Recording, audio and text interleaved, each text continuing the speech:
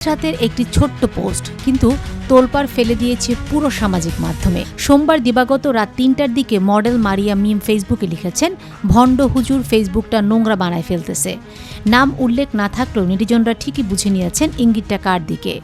বেশিরভাগ মন্তব্যকারীরাই সরাসরি মিমের সাবেক স্বামী অভিনেতা সিদ্দিকুর রহমানের নাম টেনে এনেছেন। কারণটা স্পষ্ট।